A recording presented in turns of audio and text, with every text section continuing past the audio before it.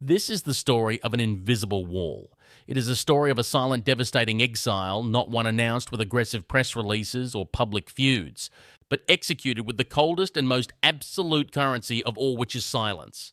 What looked like a simple missed invitation to fashion's biggest night was actually a devastating metaphor for a much larger, much darker collapse.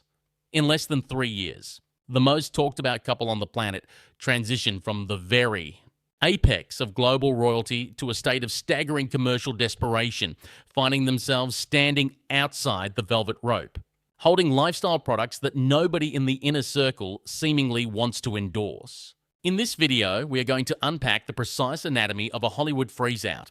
We will examine exactly what happened to sever the ties between this couple and the American elite, why these subtle social media signals carry a devastating, deeper meaning, and what changed to turn the ultimate modern fairy tale into a cautionary tale of isolation. By the end, you will understand the dark psychological truth behind the carefully curated smiles, and what this unprecedented fall from grace means for a brand that burned every bridge it ever crossed. To truly understand the magnitude of this current isolation, we must first return to the pinnacle of their power, because the contrast of Schadenfreude requires us to remember just how untouchable they once seemed. Think back to the golden era of early 2021. They had just relocated to the sun-drenched hills of Montecito, California, bringing with them an aura of ultimate disruption. They were not merely celebrities, they were rogue royals who had defied a 1,000-year-old institution. They sat across from Oprah Winfrey in a garden that felt like the center of the universe, commanding an audience of millions. They were armed with staggering multi-million-dollar contracts from the biggest streaming platforms in the world. The narrative was entirely under their control. They were framed as the brave survivors of a toxic empire, stepping into the light of American freedom to build a billion-dollar philanthropic and media dynasty. The most powerful people in entertainment politics and technology were lining up to align themselves with that blinding halo of victimhood and victory. But Hollywood is an ecosystem built entirely on the ruthless calculation of return on investment. It is a town that tolerates difficult personalities and forgives almost any scandal, provided you bring in revenue and maintain your cultural currency. And that is where the story changes. The first major rupture did not happen overnight. It was a slow, agonizing bleed of credibility. Before the lifestyle brands and the desperate product pushes, there was the reality of having to deliver on those massive media contracts. The industry watched, waited, and eventually realized that the couple had only one story to tell.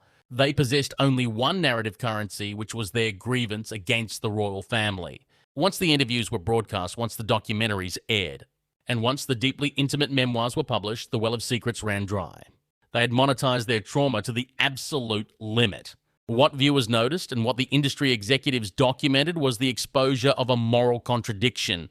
You cannot demand absolute, fiercely protected privacy while simultaneously selling your family's most intimate private texts and arguments to a global audience. The public began to sense the staggering exploitation of their own history. And Hollywood, sensing that the public tide was turning, began to quietly step back. The shift was subtle at first, but the details matter. What looked small was actually significant. Months later, as the grand media projects failed to materialize or collapsed entirely under the weight of poor management, the invitations began to dry up. The unspoken rule of the elite inner circle is that proximity is power. To be seen with someone is to endorse their current market value. We saw the first undeniable visual humiliation during the major award seasons and exclusive industry galas.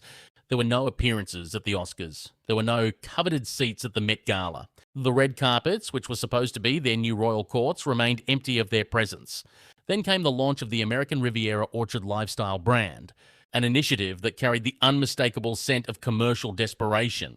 50 jars of homemade jam were sent to a curated list of influential friends and celebrities. It was designed to be a massive social media takeover, a visual proof of their enduring popularity. Instead, it became a forensic display of their isolation. A handful of mid-tier influencers and loyalists posted the jars. But the deafening silence from the true A-list was brutal. Women who were previously eager to be photographed alongside the Duchess suddenly found themselves entirely too busy to post a simple photo of a jam jar. High-profile figures who had publicly defended the couple just 2 years prior were suddenly scrubbing their feeds of associations or offering only the most tepid contractual sounding support. This was not because the product was flawed, but because the brand had become toxic. The psychological truth behind this freeze out is rooted in the very nature of power. The elite class realized that associating with the couple meant inheriting their endless, exhausting drama. It meant potentially alienating the actual British royal family, an institution that holds permanent, historical prestige that Hollywood billionaires and fashion titans deeply crave. Between aligning with a reigning king and a future queen or a controversial couple selling lifestyle products in California, the elite made the only calculated choice they ever make. They chose the winning side. By Easter of that year, the picture was crystal clear. The couple was entirely isolated, relying on stage paparazzi walks and self-funded promotional tours to project an illusion of global relevance.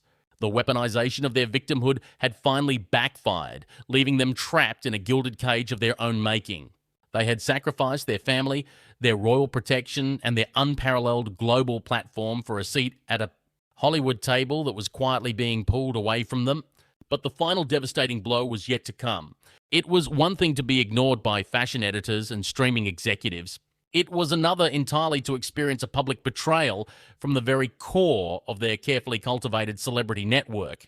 In late spring, a photograph surfaced from a highly exclusive billionaire's private event in Los Angeles. It was a subtle social media post, uploaded and then mysteriously deleted hours later by the wife of a remarkably powerful media titan. The image did not show an argument, nor did it show a scandal. It showed something far worse. It showed the Duchess standing on the periphery of a VIP circle entirely unacknowledged. Her signature smile frozen in place while the rest of the room engaged animatedly with each other. It was a split-second capture of pure, unadulterated social exile.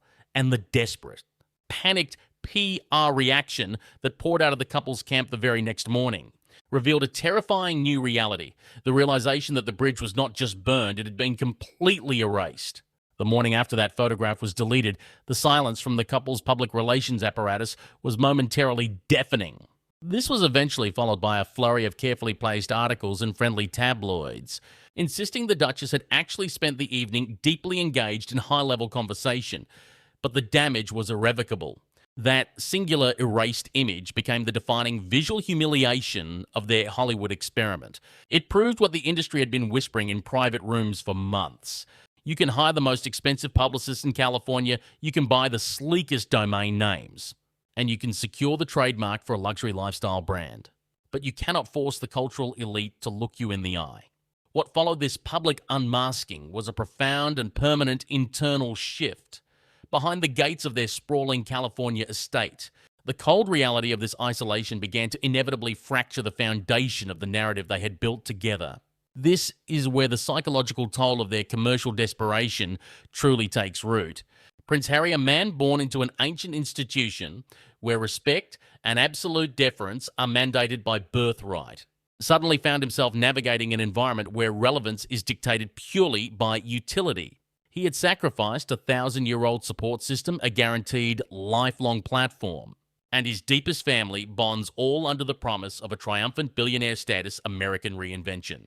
Instead, he was forced to watch as their combined cultural capital was reduced to fighting for algorithmic attention alongside reality television stars and digital influencers. The internal marriage divide, long speculated about by veteran royal observers, began to manifest in subtle but undeniable public shifts. We started to witness the quiet decoupling of their professional identities. Harry began turning backward, leaning heavily into his military patronages, his charity work in Africa, and the Invictus Games. Observers noted a wistful, almost melancholic tone in his independent appearances. He increasingly resembled a man deeply missing the structured, protected life he had so publicly detonated and the lifelong friends he discarded to get there. He spoke passionately of giving his children a normal upbringing, prioritizing their privacy above all else, and shielding them from the very relentless spotlight he grew up enduring. But that desire stood in staggering contrast to the actions of his wife. While Harry sought the quiet validation of his past, Meghan accelerated her pursuit of commercial visibility. The moral contradiction became impossible to ignore. The world was presented with the jarring image of a father preaching about the profound dangers of social media and the absolute necessity of child privacy, while a mother utilized those same children as a branding exercise. She embedded their names into corporate entities and launched products, specifically timed to their birthdays to maximize search engine optimization. These are not just differing career paths, they are fundamentally incompatible visions of the future. The attempt to blend royal prestige with influencer-level commerce created a toxic friction that neither could seemingly resolve.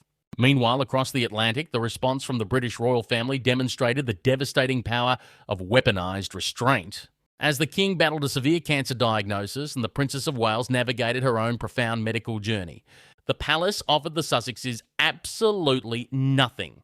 There were no public olive branches, no angry briefings, and no invitations to return to the fold. The palace understood that the most lethal response to a couple, whose entire business model relies on family drama, is absolute, impenetrable silence. The permanent rifts within the family solidified into concrete. The bridge was not merely burned, the earth beneath it was salted. The couple was left entirely alone with the reality they had aggressively engineered. This isolation extends tragically to the next generation. The audience cannot help but look at the carefully curated, face-obscured photographs of Archie and Lilibet and feel a profound sense of melancholy. These are children who possess royal titles but zero royal context. They are growing up in a sprawling mansion entirely cut off from their cousins, their heritage, and the historic legacy that their titles represent. They've been transformed into abstract concepts, shielded from the press, but occasionally paraded out in soft focus when a brand launch requires a surge of public goodwill. The realization that these children will never experience the camaraderie of an Easter gathering at Windsor or a summer holiday at Balmoral underscores the ultimate tragedy of this family warfare.